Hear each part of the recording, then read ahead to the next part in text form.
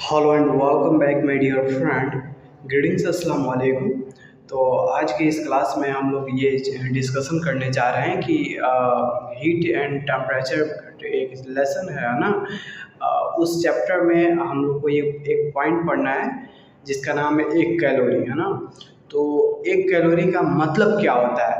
तो जब हम 1 ग्राम पानी को तापमान 1 डिग्री सेल्सियस तक बढ़ाने में जितना ऊष्मा लगेगी उसको हम लोग क्या बोलते हैं?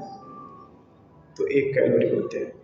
1 ग्राम पानी को तापमान 1 डिग्री सेल्सियस तक करने में जितना ऊष्मा लगेगी तो उस ऊष्मा को हम लोग क्या बोलते हैं? एक कैलोरी बोलते हैं। ठीक है। उसके बाद दूसरा टॉपिक समझना हम लोग को, ब्रिटिश थर्मल यूनिट क्या होता है। ब्रिटिश थर्मल यूनिट का मतलब ये होता है कि 1 पाउंड पानी को, 1 पाउंड का मतलब क्या होता है? 0.454 ग्राम होता है। 1 पाउंड का मतलब होता है 0.454 ग्राम। तो 1 पाउंड पानी को तापमान 1 डिग्री सेल्सियस तक करने में जितना ऊष्मा की लगेगी, खपत होगी, कंजम्पशन होगी, तो उस ऊष्मा को हम लोग क्या बोलेंगे? उस ऊष्मा को हम लोग बोलेंगे एक ब्रिटिश थर्मल यूनिट। ठीक है। तो ये चीज़ समझ गए हम कि ब्रिटिश थर्मल यूनिट क्या होता है।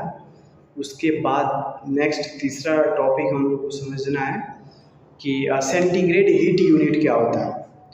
तो 1 पाउंड वही 0.454 ग्राम या आधा लीटर बोलिए।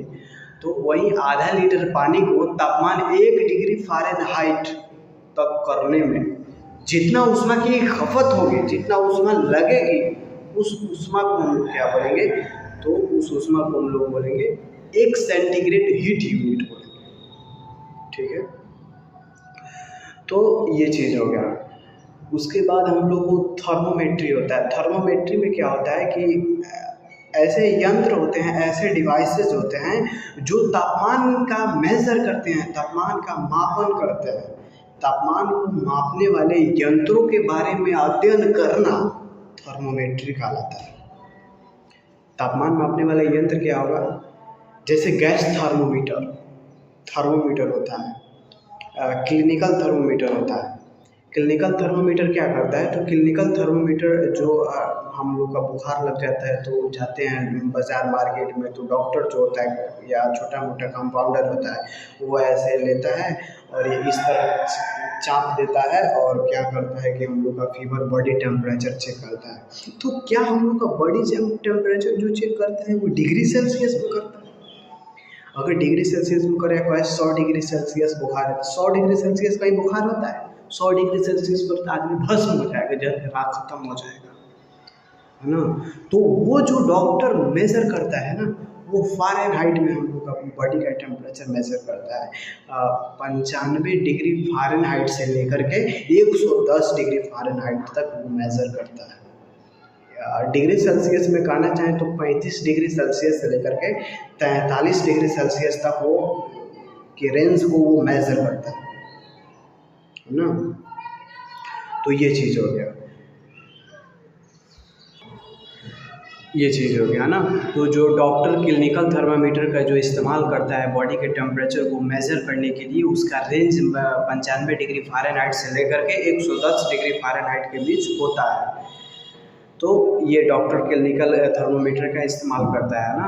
उसके बाद हम लोग को ये चीज़ समझना है कि कॉम्पिटिटिव एग्ज़ाम में या फिर बोर्ड्स के एग्ज़ाम में आपको क्वेश्चन देता है, कहेगा कि इतना डिग्री सेल्सियस है, आप इसको केल्विन में बदलिए, इतना डिग्री सेल्सियस आप इसको फ़ारेनहाइट में बदलिए, इतना डिग्री सेल्सियस है आप इसको रैंकाइन में बदलिए, इतना डिग्री सेल्सियस आप इसको र्यूमल में बदलिए। ये कॉम्पिटिटिव एग्ज़ाम या फिर बोर्ड्स एग्ज़ाम में ऐसे क्वेश्चन आ जाते हैं।